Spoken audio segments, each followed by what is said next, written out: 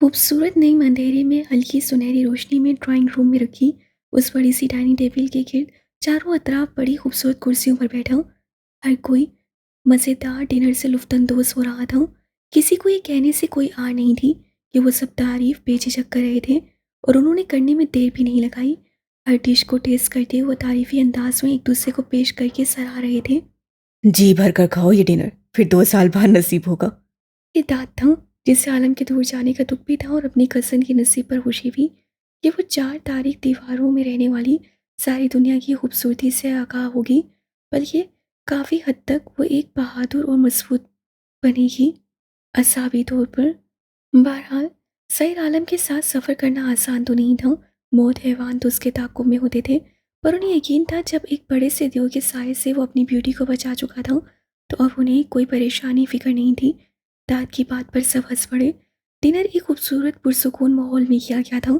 Dinner के बाद आरिफ की सरप्राइज भरी कामयाबी की खुशखबरी सुनाने पर सबके चेहरे देखने लायक थे, सिवाय मुस्कान सिम्मी के, क्योंकि वो पहले से जानती थी। भाई, इस कामयाबी पर ट्रीट आरिफ साहब की तरफ से। दाद ने पुरजोश से ऐलान किया। आवातीन खुश हुई, जबकि आरिफ जानता था वो कमीना अब उसकी जेब से बदला लेगा। शादी की रात वाला, पर उससे पैसे अपने पूरे लेकर वॉलेट भी दे चुका था। तभी कैसा बदला, और आलम बुरहान की मौजूदगी में बेचारा कुछ कह भी नहीं पा रहा था। अंदर ही अंदर अपने अकाउंट को सिम्मी हूर नूर पर सदका वार करते दाद के हवाले किया। तुम सब जाओ, हम यही हैं।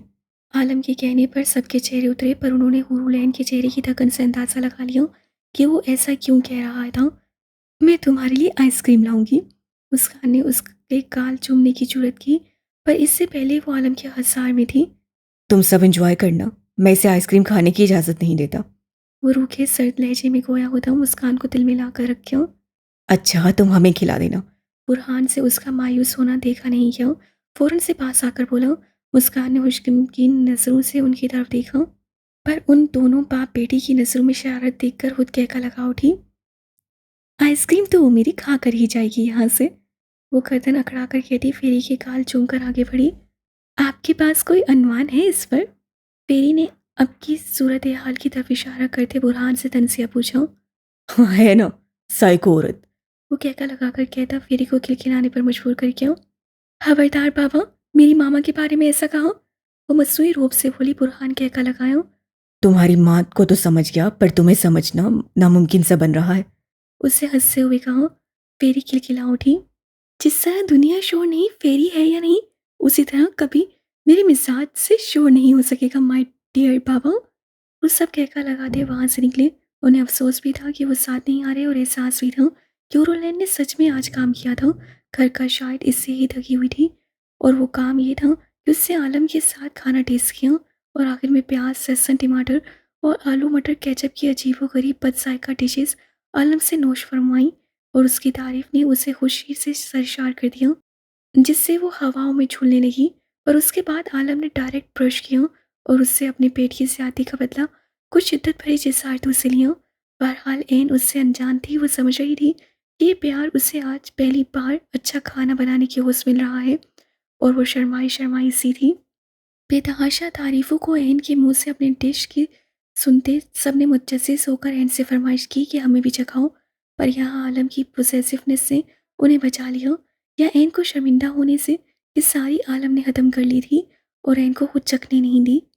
सब दिल महसूस करे गए, सिम्मी खुद, क्योंकि वो खुद अपनी शहजादी के हाथ की पहली रसोई चखना, उससे प्यार करना चाहती थी। पर बहरहाल उसके भाई का जुनूनी हाल उसके सामने था कि 2 मिनट किसी की मोहब्बत भरी नज़र एन पर ठहरती तो उस पर भी एक दैश बर्पा होता था। जब एक इंसान अपनी बीवी के करीब अपने बच्चे को ज़्यादा ठहरने नहीं देता, तो दुनिया तो बाद में आती है। आलम फतह की जेलसी सबसे छुपी नहीं थी। फातह जैसे बड़ा हो रहा था, उसकी शरारतें जेलसी भी उरूज पर थी। बस दोनों बाप बेटे को मौका चाहिए था, कब कौन किसको नीचा दिखा सकता है। बहरहाल यहाँ फातेह अभी कमज़ोर था कि वो ना बोल सकता था कि बोलकर दादाद चीखें मारकर अपने बाप का रात को दूसरा रूप अपनी माँ के सामने लाए, ना ही वो चलकर उस आदमी से लड़ सकता था जो कि उसके बाप के रूप में एक बुरा साया था उसकी हसीन माँ पर। यह अलग किस्सा था कि एक पहर ऐसा आता जब उन दोनों बाप बेटे में एक दूसरे को मोहब्बत दी जाती, और उसका तस्करा किसी दूसरे से नहीं होता था। घर खाली था, सब चले गए थे, पर रात भर उनका जगह का इरादा था, जिसमें आलम तो एन को हिस्सा लेने से पास ही रख चुका था और मुंह बनाती रूठी हुई थी। वो बेड पर बैठी फातिह को फीड करवा रही थी और आलम अभी तक रूम में नहीं आ रहा था, बल्कि वो ऑफिस में कोई काम कर रहा था। वो देख रही थी कि वो ऑफिस जैसे एक पुरस्कार सी जगह थी, जहाँ कोई सी रूह भटक नहीं जाती थी। एक दिन एन चली भी गई थी और ऑफिस की दीवारों में नस बड़ी स्क्रीन, और स्क्रीन पर पता नहीं किस जगहों किन लोगों के मंजर चल रहे थे, वो समझ नहीं सकी। वो आंखों पर ग्लासेस चढ़ाए और अलग से आरिफ को देखने लगे, जो एक बड़े से कंप्यूटर के सामने बैठा एक वक्त में कई बटन दबाता पता नहीं क्या कर रहा था। कैन का सही चकरा गया था। वो सहम गई, उसे लगा किसी और ही दुनिया में आ गई है। उसका दिल घबराहट से डूबने लगा। वो वहीं बैठ गई। उसी वक्त आलम आया और गुस्से से वहां से लेकर आया और सख्त चाट पिलाई कि आइंदा खबरदार वहां गई। उसकी आंखों ने अभी भी तो अंधेरे की दीवारें फैलांगी थी और एक वक्त इतना दबाव बर्दाश्त नहीं कर सकी, और वो कितनी देर सर दर्द से रोती रही। पर इस वक्त उसके पास एक चौड़ा वसी मजबूत सीना मैसर था, जिसमें वो सिकुड़ी सिमटी हुई थी, जो उसके लिए एक घना साया था। पीस का साया, मोहब्बत का साया। फातेह सही होकर अब उसके साथ किलकारियां मारता खेल रहा था, और हूर भी सर झटक कर उस पर झुकी, कभी उसकी नाक चूमती तो कभी आंखें। मेरा शहजादा बेटा। वो बिल्कुल आलम जैसा था, इंतहाई का खूबसूरत, दिल धड़का देने वाला। उसके अतराफ में हाथ बिस्तर पर टिकाए वो उसे मुसलसल मोहब्बत कर रही थी, और फातिह सरशार मसरूर सा पड़ा था इस ममता की बारिश पर। वो गरीचर कहीं नहीं था जो उन माँ बेटे के पीछे पड़ा था। अब वो बड़ा हो रहा था और उसकी शरारतें भी सिर्फ अपनी माँ से हो रही थी। और जब गाल करीब करती तो वो अपने मुंह को उस पर रख देता और अलग से मोहब्बत भरी हू हू की आवाज़ से निकालता, हाथ हिलाता खुशी से। गुरुलैन खिलखिला उठी। बोलो मामा। वो उसकी आंखों में देखती झूम कर बोली, पर वो 5 माह का था, 12 माह का नहीं, जो सीधा कहता मामा। और अगर अभी कह भी देता तो यकीनन उसकी माँ ही पहले दिल पकड़कर होफ से बैठ जाती। वो खिलखिला जाता हूर की इस सोच पर, और हाथ उठाकर घू घू करते उसे जैसे अपने करीब बुलाता। बोलो फातिह, कहो मामा, कहकर वो उस पर इसरार करने लगी। वो किलकारियां मार रहा था कि उसे अपने तरीके से खुश कर सके, और हूर के साथ झुकने पर ही उससे अपना मुंह उसके नाक पर रखा, उसके लबों के भीगे रुई से लम्स पर। हुरूलैन की किलकिलाहट सरशारी से गूंज उठी रूम में। हाय मेरा शहजादा, मम्मी को पपी दे रहा है नाक पर। वो हंसती हुई फातिह की नाक चूमने लगी। मैं तुम्हें खाने लगी हूँ भाऊ। वो हाथ बुलंद करती उसे डराने के लिए झुकी, और फातिह ने खिलखिलाकर उसके प्लान को हाँ कर दे उसे भी कहका लगाने पर मजबूर कर दिया। तभी इस खिलखिलाते माहौल को देखते पपी भाऊ भाऊ वाली आवाज़ निकालता हूर के पास बेड पर चढ़ाया। देखो फातिह, बेबी आ गया। बोलो बेबी। पपी के बाल सहलाती फातिह के करीब करने लगी थी कि वो उसे छुए, और फातिह हुरलैन की गोद में उस पपी को देखने लगा, जो उसे देखकर भौं भौं कर रहा था, प्यार से या गुस्से से। बहरहाल अभी तो दुनिया नहीं समझ रही थी, सवाए उसके बाप के कि वो कैसे उस कुत्ते को समझ लेता। उसे खिलखिलाते हुए एकदम ही अपनी रुई से सफ़ेद छोटी छोटी उंगलियां पपी के चेहरे में चुप हुई कि पपी बिलबिला कर तेज आवाज़ से पाँव पाँव करने लगा, और इस तेज आवाज़ से पाँव पाँव पर फातिह सहम कर रोने लगा। फातिह। पपी के अचानक बिहेवियर पर वो उससे अलग करती फौरन से फातिह को सीने में छुपाए सहलाने लगी। उसका दिल धक धक कर रहा था, कहीं पपी ने उससे अपने पाँव तो नहीं मारे। श्श, रोते नहीं, बस मेरा शहजादा, हम पपी से कुट्टी हैं। वो बुराई आवाज़ से फातिह को सीने से लगाए झुला रही थी, और वो उस झूले की मजे लेता आरामदेह होकर सिसकियां भर रहा था, जबकि फातिह के रोने पर पपी शर्मिंदा से हुरूलैन के घुटने से अपना चेहरा सहलाता उसे मनाने लगा था। पर फिलहाल हुरूलैन की सारी तवज्जो फातिह पर थी, जिसकी मदम सिसकियां उसे अपने सीने में महसूस हो रही थी। सेकंड से मंजर बदला था। अब पपी बेड पर और वो अपनी माँ के सीने में था, वैसे ही जैसे शाम को आलम के साथ किया था। एक खूबसूरत पुरसुकून मुस्कुराहट से अपनी माँ के आगोश में ममता को महसूस कर रहा था। बस फिक्र इतनी थी कि वो अजीबो-गरीब बाप-नवा क्रीचर ना आ जाए उनके बीच। हुरूलैन को जब फातिह के चुप होने का एहसास हुआ तो उससे देखा वो मीठी नींद के मज़े ले रहा था। उसकी फूली गालों में डिंपल से, मतलब वो मुस्कुरा रहा था सोते हुए, पर तासुरात नहीं थे, ऐसे कि वो मुस्कुरा रहा हूँ सिवाय डिंपल्स के। चलो, तुम्हारे डैड की तो मैं मुस्कुराहट नहीं देख पाती, पर तुम्हारी बीवी ज़रूर तुम्हें पकड़ लेगी इन डिंपल्स से। वो कहकर खुद ही हंसी और उसके गालों को चूमा, और उठाकर ब्लू शुरू छोटे से कंबल में लपेटकर पालने में डाला और हल्के से झूले देने लगी। जब फातिह का कसमसाना रुक गया और माथे से बल भी चले गए, तो वो चलती हुई पपी के पास आई और उसे उठाकर मोहब्बत करने लगी, क्योंकि वो भी उससे प्यारा था। उसका पपी जिससे अंधेरे में उसका हाथ थामा था, बल्कि उसका अच्छा दोस्त बना था। पालने पर जालीदार पर्दा डाले वो सोए फातिह को छोड़कर रूम से नंगे पाँव निकली और किचन में आकर पपी को खाना देने लगी। ये उस पर था कि अब आलम को कैसे मनाया जाए कि वो पपी का साथ ले जाने की इजाज़त दे दे। तब कितना मज़ा आएगा जब उसकी पूरी फैमिली साथ पूरा तुर्की घूमने के साथ दुनिया घूमेगी। 2 साल के इस टूर के दौरान वो कितने बदलेंगे अपने आलम के साथ। और उसने सोच लिया था वो नहीं बदलेगी, ज़रा सा भी नहीं। वो जैसी है वैसी ही रहेगी। पपी को खाना खिलाकर वो उसे सहलाती उसके छोटे मगर खूबसूरत घर में सुला आई और आकर हैंड वॉश किए। सारा घर खाली था, कोई भी अभी नहीं लौटा था। वो आसपास सीधी सीढ़ियाँ चढ़ रही थी।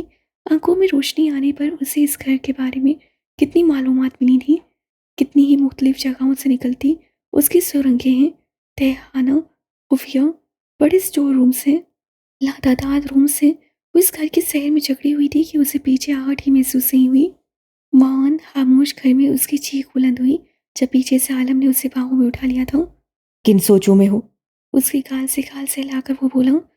हूर ने थक थक पस्सियां तोड़ने को बेताब दिल पर हाथ रखकर मीठी आंखें खोली तो उसे सामने पाया, बल्कि खुद को जमीन से बुलंद। मोहन उसे याद आया कि वो उससे नाराज है। आपसे मतलब? वो नाक सुकेड़ कर बोलती दूसरी तरफ देखने लगी। मुतबस्सिम सा आलम उसके नाक सुकेड़ने पर झुककर उसके नाक को दांतों में बीच रखकर दबाव देता गुस्साही की सजा देकर हंसा। पर क्या करता, शुरू से मजबूर इंसान चाहकर उसे सख्त सजा नहीं दे सका। और हुरलैन उसकी बेबसी पर मुस्कुराहट छुपाए यहाँ वहाँ निगाहें घुमा रही थी। आलम उसके तेवर देखता उसे लेकर रूम में आया और बेड पर डालते खुद बात लेने फ्रेश होने चला गया। अभी 2 मिनट ही हुए थे। फातिह को सोए हुए कदमों की आहट पर फौरन से कसमसाने लगा और हुरलैन ने हड़बड़ाकर उसे झोला चलाया। अगर वो जागता तो उल्टा उस पर ही शामत नाजिल हो जाती। उसके वक्त में वो क्या कर रहा है? बाथरूम का डोर खुला और बात कौन में तौलिए से सर रगड़ता हुआ बाहर निकला। कपड़े निकाल दो। उससे जानबूझकर उसे मुखातिब किया। हालांकि उसे अपना काम खुद करना पसंद था, पर उसकी फूली छोटी सी नाक बता रही थी कि मुहतरमा गुस्से में है। हैरत तो बेतहाशा इनको भी हुई, पर वो खामोश सी चलती वार्डरोब के पास आई और उसका नाइट ड्रेस निकालने लगी। मैं यहाँ पहुँच ही नहीं सकती। ऊपर हैंग शर्ट को देखते उससे मुंह बनाया। हम्म। वो तौलिया ड्रायर में डालता हुआ उसके पास आ खड़ा हुआ। इतना तो ऊपर भी नहीं। उससे झुककर कान में कहते उसी कमर को दोनों हाथों से पकड़कर उससे ऊंचा किया। आप? इस अचानक अवतार पे उसकी तो सांस ही खुश्क हो गई। पहले तो समझ ही नहीं आया, पर पहुंच जब ऊपर पहुंची तो फौरन से एक शर्ट को निकाला। उसके उठाने पर तो वो वार्डरोब से ऊंची हो गई थी और लोगों पर बेसाख्ता मुस्कुराहट आई, जिससे वो बड़े सब्र का मुजाहरा करती छुपाने लगी। उतारे अब? उससे हल्की भरी आवाज़ में एहतजाज किया, पर वो उसे ऐसे ही लिए वार्डरोब से दूर हुआ और उसे अपनी तरफ घुमा लिया। हूर को लगा वो गिर जाएगी। इसी वहम में दहला देने वाली हरकत से फौरन उसके चौड़े कंधों पर बाथरोब को मुट्ठियों में जकड़ा। नाराज क्यों हूँ? वो मुस्कुराता उसे देख रहा था और हुरलैन इस नज़दीकी भरी कुर्बत से शर्म के बोझ तले दबती जा रही थी। उतारे आलम? वो रूठने लगी, पर जब उसके साथ सशनी नज़रों का एहसास हुआ तो मुंह बनाया। हाँ, तो ना हो नाराज। वो दांत कचकचाकर बोली। वजह बताओ। वो संजीदगी से बोला और उसे खिसकाकर अपने बराबर किया। हालांकि नाराज होना तो उसका बनता था। वो सबके सामने उसे छोड़कर उस फितने के पास चली गई थी। का चेहरा उसकी हरकत से दुखने लगा था। वो महज बाथरूम में था और उसके इतने करीब वो सोच नहीं सकती थी। हालांकि जब वो ब्लाइंड थी तब ये बहुत मामूली बातें थीं, पर अब तो जैसे सांस बंद हो रही थी। आपको मालूम होना चाहिए, वो कपकपाती आवाज़ में कहकर उसकी सांस से फरारी के लिए चेहरा जरा सा तिरछा कर गई। पर इससे असर उल्टा हुआ कि उसकी शफाफ मेरे जैसी रंग की गर्दन की हरी नसें आलम की नसों के सामने वाजिया होती उसकी आंखों में मोहब्बत के तासुरात उभारने लगी। मुझे नहीं मालूम, बताओ तुम। वो हुशिमगीन नसों से घूरता सख्त लहजे में सवसार करने लगा, जबकि उसके लिए मुश्किल पैदा करने के लिए अपनी गर्म सांसें उसकी गर्दन की नज़दीक कर दी। उसके बाजू में कांपने लगी। अब वो क्या कहती? उससे तो मनाने के लिए नाराज़गी मोल ली थी कि अपनी जिद मना सके, पर यहाँ तो उल्टा ही केस उसके गले पड़ गया। वो बुरी तरह फंसी थी। मुझे नहीं मालूम। उससे लबों पर जुबान फेरते आंखें मीच कर बड़ी मुश्किल से ये अल्फाज अदा किए। फिर ये मुंह क्यों बना हुआ है? वो नाक की नोक आहिस्ता से उसकी गर्दन से टच करने लगा और लरस उठी उसके बाजू में। कब? मुझे सोना है उतारे आलम। लबों पर जुबान फेरते उससे हकलाते हुए कहा और गर्दन दूसरी समेत मोड़ी। और वहाँ भी वही जिसार थे जिन्होंने उसके अंग अंग में करंट दौड़ाया था, बल्कि वो सूखे पत्ते की माने लरसने लगी। कब? मुझे सोना है उतारे आलम। लबों पर जुबान फेरते उससे हकलाते कहा और गर्दन दूसरी समेत मुड़ी। और वहाँ भी वही जिसार थे जिन्होंने उसके अंग अंग में करंट दौड़ा दिया था, बल्कि वो सूखे पत्ते की माने लरसने लगी। हम्म। आलम ने पुरसरार से मुस्कुराहट के साथ उसे नीचे उतारा और उड़ के तो देखकर रोंगटे खड़े हो गए। उसे लगा उससे यहाँ उसके साथ रुककर जैसे गलती सी कर दी है। नाराजगी के तो वो हथियार डाल चुकी थी, अब क्या करती। उसके उतारने पर वो झटके से दूर हुई, बल्कि भागकर अपने कंबल में घुस गई। उसके इस फुर्ती के मुजाहरे पर वो खुलकर हंसा और उस एक रंग के ट्राउजर और दूसरे रंग की शर्ट को वापस रखते अपना मैच नाइट सूट ड्रेस उठाकर ड्रेसिंग रूम में गया। ड्रेस चेंज करके वो बालों पे ब्रश फेर कर जब बेड के करीब आया तो उसकी आहट पर ना सिर्फ होड़ ने सांसें रोककर सोती बन गई, बल्कि अपने कांपने पर भी सबके पहाड़ बिठा दिए। कुछ देर पहले उसकी सांसों की गर्मी अपनी गर्दन पर महसूस कर थी। लबों की गोशों में शर्मगीन मुस्कुराहट छुपाने लगी थी। जब वो बेड पर उसके बराबर लेटा तब उससे बिल्कुल भी सांस जैसे लेना छोड़ दी। हालांकि ये बेवकूफ़ी थी, सोते हुए भी सांस खारिज की जा सकती है। और उसका अंदाज़ा उसे जल्दी ही हुआ कि वो सिर्फ अपनी मौत को दावत दे रही है और कुछ नहीं। अपनी ही बेवकूफ़ी पर अफ़्फ़त से सुर्ख होते उससे गहरा सांस भरा कि बात तो करनी है उसे, फिर अब इतनी देर हुई पहल क्यों नहीं कर रहा। कहीं मेरे दूर होने पर नाराज़ तो नहीं हो गया। सोचकर उसका दिल धड़का। और मुझसे नाराज़ कैसे हो सकता है? मैं तो उसकी इतनी दूरियों पर भी नाराज़ नहीं हुई। उससे शौक लगा, दिल जैसे भर आया। आंखें तो जैसे पहले ही बहने के लिए तैयार रहती थीं, इस वक्त सोचते ही नम हुई। उसे एहसास होता था जैसे ये आंखें जो उसे मिली हैं वो रोती ही रही हैं, कि उसके पास आकर भी हर वक्त बहने के लिए तैयार होती थी। पर ये उसकी सोच गलत थी। अब इन आंखों को उससे जोड़ा गया था, उनकी हरकत और सकनात उससे जुड़ी थी। उसके लबों से अभी सरगोशी नुमा आवाज़ निकलने लगी थी कि उसकी मजबूत उंगलियां सिरकती हुई उससे कमर से होती आगे रुकी। हुरुलैन की रीढ़ की हड्डी में सर लहरें उठने लगी। वो एक बार फिर सांस रोक के हलक तर करने लगी। आंखें मीचते उससे बेडशीट को मुट्ठियों में जकड़ लिया था। हाँ, मैं। वो सरगोशाना बोला। आप? वो सांस भरती हुई बोली। मैं। वो मुतबस्सिम बोलता उसे खींचकर अपने सीने से लगा चुका था और आगे बाजू देकर उसे हजार में ले लिया। उसे दिलचस्पी से पूछा और उसके बालों में अपना चेहरा छुपाया। आपसे कहना है कि प्लीज़ हम अपने बेबी को साथ ले जाएंगे, प्लीज़ आलम प्लीज़। वो एकदम हिम्मत करती उसकी तरफ करवट बदलती उसका चेहरा हाथों में भरकर बोली। वो खामोशी से उसे देखने लगा, जिसकी आंखें इल्तिजाया उस पर पूरी उम्मीदी से टिकी हुई थी। इतना तो वो समझ गया था कि वो उस कुत्ते के बच्चे की बाबत बात कर रही है। तुम मुझे बताओ, एक बेटा साथ है, उसे वक्त दोगी, मुझे दोगी, घूमोगी या कुत्ते को संभालोगी? वो तासुरात से हारी सपाट इस लहजे में इस्तफसार कर रहा था। रुलैन की बोलती बंद हो गई और वो खाली नजरों से उसे देखने लगी। कुछ देर उसके लबों को देखते उससे एक फैसला किया। ठीक है, फिर हम यही हैं। वैसे भी मेरी दुनिया तो आप हैं। आपको देखा है तो समझे पूरी दुनिया देख ली है। बाकी कुछ नहीं चाहिए मुझे, मुझे यही रहना है। उसके सीने पर सर रखते उससे नम लहजे में कहा। आलम ने कोई जवाब नहीं दिया, बल्कि उसकी कमर से हिला रहा था और उससे हुरुलैन को लगा वो सच में नहीं चल रहा। हालांकि वो तो महज नाटक कर रही थी, पर खैर वो सच में बीबी के बगैर कहीं नहीं जाना चाहती थी, ना ही उसे इस बार अकेला कर सकती थी। सो जाए, रात बहुत हो गई है। अपनी आंखें पूछने उससे मुस्कुरा कर कहा और गिर्द बाहें डालकर आंखें मूंद गई। ओके, लेकर चल रहे हैं। वो उसे कब वो इस तरह देख सकता था। फौरन से मानकर उसके माथे पर बोसा दे दूं, बाहें उसकी कमर के गिर्द बांध कर सीने पर खींच लिया। क्या? हूर को लगा उससे गलत सुना है। हाँ। वो उसकी आंखों के तासुरात पड़ते हल्का सा हंसा और नाक दबाते कहा, सच? वो एकदम चीख कर खुशी का इजहार करती खिलखिला उठी। सच्ची नालम, हम सब साथ जाएंगे, बेबी फाते आप मैं। वो हंसते हुए खुशी से बोली नहीं समा पा रही थी और वो महबूब सा उसके मोतियों जैसे ध्यान देख रहा था कि उसकी आंखों में जज्बात की लो ही थी कि वो झिझक कर शर्माती उसके सीने में मुंह छुपा गई। क्या हुआ मेरी शहजादी को? वो मुस्कुराकर खोया होता उसे मज़ीद ऊपर खींचकर दोनों के चेहरे बराबर कर लिए। पुरुलैन ने उसकी आंखों में देखा, जबकि वो उसके नकोश को देख रहा था। ये उसकी खूबसूरती का तिलिस्म ही था कि वो बहककर अपने लब उसके गाल पर निशानों पर रखे मुस्कुरा दी। आलम उसके नर्म लबों के लम्स पर मुस्कुराया। आप मेरे अलावा किसी को नहीं देखेंगे। वहाँ अगर किसी चुड़ैल को देखा तो मैं उसका मुंह नोच लूंगी। जाने कहाँ से बहादुरी लाकर उसकी आंखों में देखती अजीब से लहजे में गोया हुई। पर अभी मैं जिसे देख रहा हूँ उसका क्या करना चाहिए? झटके से उसे बेड पर उलटकर उस पर झुकाया।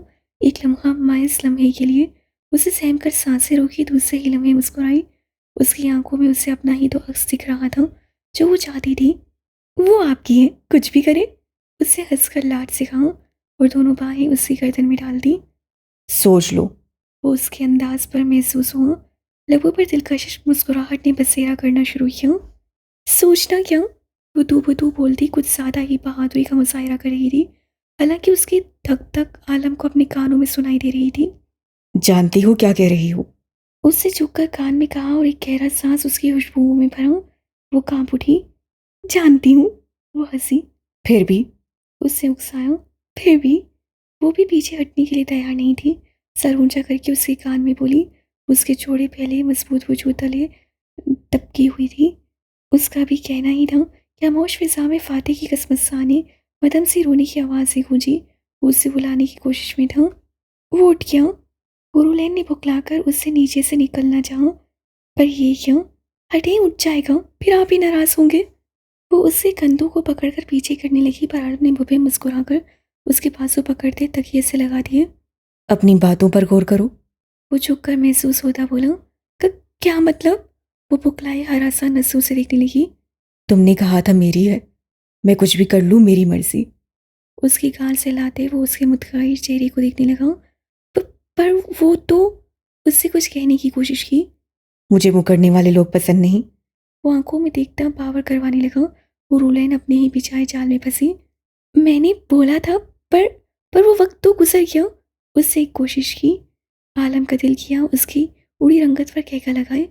मैंने वक्त को थामा हुआ है, तुम गौर करो तो। उससे मुस्कुराहट छुपाते उसकी शहरक सहलाए।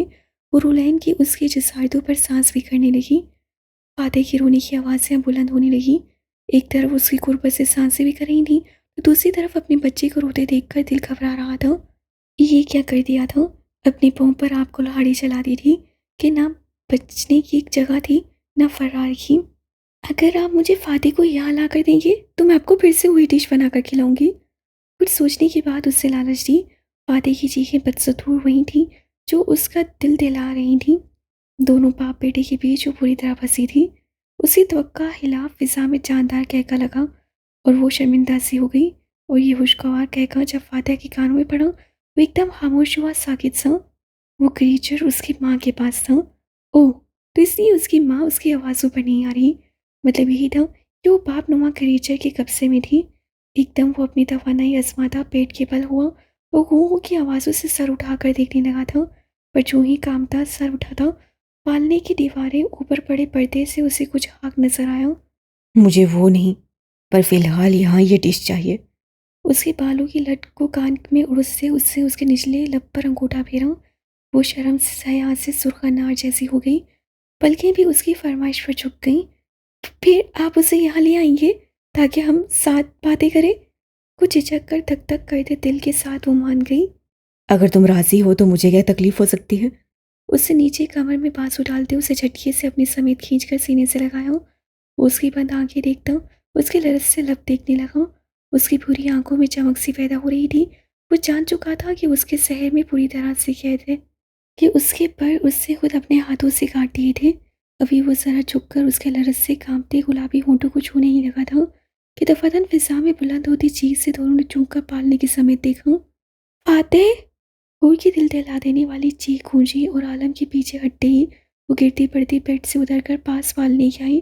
तब तक आलम परेशान हैरान नोच कर पर्दा हटा चुका था और अगले ही पल वो अपनी पूरी हंसी समेत हिलकर रह गए जब सामने ही वो उन्हें देखता हाथ हिलाता खिलखिला रहा था।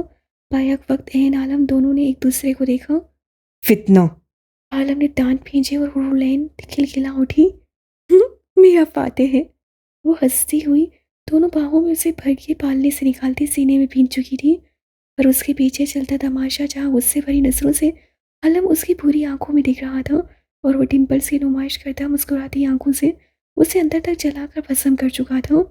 दूर से वापस आकर मैं इसका ठिकाना वहां कर रहा हूँ। बेड पर दोनों के बीच की जगह में उसे किलकारियां मारते देख उससे दांत भींचे और हुरलैंड से मुहातिब होता सामने दीवार समेत इशारा करते पास आकर लेट गया। क्या? एक दिल दिला देने वाली चीख उसके लहू से निकली, और वो ताल्लुक हो चुका था, और उसका बेटा उसे अपनी समेत मतवजा करने लगा। हुरलैंड ने उसके माथे पर बल देखी, और तभी अचानक फाते के ऊपर झुककर उसकी पेशानी को छूकर उसी रफ्तारी से उसके लबों पर अपने लब रखकर बिजली की तेजी से दूर हुई। आलम इस अवतार पर हैरान ही रह गया था। एक खुशगवार महकता झोंका उसके लहू से टकराया था। आलम ने उसकी तरफ नसें उठाई, लबों की गोशों में मुस्कुराहट थी। उसे उसका ये अंदाज बहुत भाया था, पर दोनों को बर वक्त अपने बच्चे की समेत मुतवज्जा होना पड़ा, जिसका जैसे फ्यूज उड़ चुका था। फातेह! मुतगैर चेहरे से हूर ने खामोश गुस्से से पड़े फातेह का गाल सहलाया। अब की बार ठेका लगाने की बारी आलम की थी, और घूरने की बारी फातेह की, जिसका बस नहीं था कि उस करीचर पर चढ़कर कुछ कर दे। उसका तुम्हारी माँ बाद में, पहले मेरी बीवी महबूबा है। आलम ने झुककर कहा, और फातेह के गाल चूमकर उसे अपने सीने पर लिटा दिया। इस खूबसूरत मंजर पर मुस्कुराती आलम का पहला बाजू देखकर वो सिर रखाई और आकर सर उसके कंधे पर रख दिया। पर यह तो रब ही जानता था कि जब होरूलैन बाप बेटे की मोहब्बत समझ रही थी, वो असल में रकीब के रूप में एक दूसरे को भड़का रहे थे, और ना जाने ये जंग कौन सा मोड़ लेने वाली थी। शहजादी के दो हकदार हो गए थे, एक सैर आलम और दूसरा फातेह आलम। 6 साल बाद हान बाबा घर में दाखिल होते ही लाउंज में आकर उसे सबसे पहले शेर खान को बुलाया। घर वैसे ही सन्नाटों में डूबा हुआ था, और जो एक वजूद था वो आराम भरी नींद में था। सो उसके लिए ये वक्त बहुत मुनासिब था। बैग उतार कर उसे सोफे पर फेंका और फिर गुस्से से चीखी, हान बाबा! अब की बार आवाज़ काफ़ी ऊंची थी कि वो हरास से किचन में दबका हुआ शेरहान हड़बड़ा उठा। जी फेरी। मरे हारे कदम उठाते हुए वो आकर सामने खड़ा हुआ था, अलबत्ता चेहरे की हवाइयाँ अब भी उड़ी हुई थीं। उसे देखते ही उसके गुलाबी लबों पर गहरी मुस्कुराहट बिखरी। कहाँ थे? दूसरे लम्हे लबों से मुस्कुराहट छुपाकर उससे कहा जाने वाली नसों से घुरा और पूछा, वो फेरी बहू साहिबा के लिए सूप बना रहा था शाम का। आपको तो मालूम है उनकी कंडीशन। उससे एक पोंगा बहाना बनाया। कौन सी बहू? छोटा पैकेट, बड़ा? वो शमकीन निगाहों से देखते वो आंखें सुखेड़ कर जरा 2 कदम उठाती पास आई। शेरहान हड़बड़ा गया। वो नूर बेटी तो रेस्टोरेंट गई होगी। आपकी मामा की बात कर रहा हूँ। शेरहान का दिल किया खुद कहीं दफा हो या उस छोटी फितनी का साहब को सब बता दे। हम्म वो सर हिलाकर निचला लब कुचलती वहां चक्कर काटने लगी। शेरहान का दिल तक तक कर रहा था, क्या पता नहीं कौन सा फैसला सुनाया जाएगा। वो एक फेरी थी जिसकी बाबत बुरहान का कहना था कि वह जहाँ जाती है खुशियाँ बिखेर देती है। पर ये तो कोई बेचारे शेरहान से पूछता कि उससे उसकी ज़िंदगी में अब तक कितनी खुशियाँ बिखेरी हैं। तो फिर हम जाऊं? वो अपने बूढ़े हाथों को मसलता और बच्चों की तरह चहक कर बोला। फेरी ने घूर कर देखा। पर सूप तो रात को बनाया जाता है, दिन वाला रखा हुआ वो नहीं पी सकती, समझे हान बाबा? एक आखिरी उम्मीद बचाव की भी वो अपनी मध्यम मगर तलवार से तेज लफ्जों से टुकड़ टुकड़े कर गई। पर फेरी हमको। वो सीढ़ियों के समेत देखता मिनमिनाया। हान बाबा! उससे नाम को खींचकर सरसनेश की। हान का दिल डूब गया। बेटा रहम खाओ, हमारे छोटे छोटे बच्चे हैं। उससे उंगलियों से देखकर बेचारगी से कहा, पर उसके अंदाज पर फेरी खिलखिलाकर हंसी। आपके छोटे छोटे बच्चे हैं तो हमारी भी छोटी छोटी ख्वाहिशें हैं। डोंट वरी, किसी को कुछ मालूम नहीं होगा। वो खिलखिलाती हुई राजसारी से बोली। पल्लू में रखे सुर्ख सेब को उठाकर एक नज़र ऊपर डालकर वहां से निकली।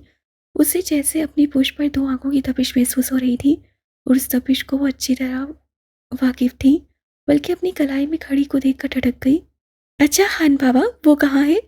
एकदम पलटकर उससे दरियाफ्त किया और सीढ़ियों के ऊपर कोनों में ढूंढने लगी। स्कूल यूनिफॉर्म में वो बालों की 2 चोटियां बांधे आते ही बैग सोफे पर फेंक चुकी थी, और उसका काम भी हो गया था। बल्कि उसके काम के लिए ये वक्त काफ़ी अच्छा था, पर दिल जैसे हज्जी के तहत धड़का था, उससे खौफसदा था। काश उठ ही जाए। शेरहान के दिल से आ निकली। सो रहा है, आप कहें तो जगा दूं। वो मुस्कुराया, उसे मोहब्बत की लालच दी। नहीं, इतनी बेवकूफ़ नहीं। आकर मैं खुद जगा लूँगी। वो कहकर वहाँ से मुड़ गई, पर जाते हुए उसे जल्दी पहुँचने की हिदायत देना नहीं भूली। हान बाबा!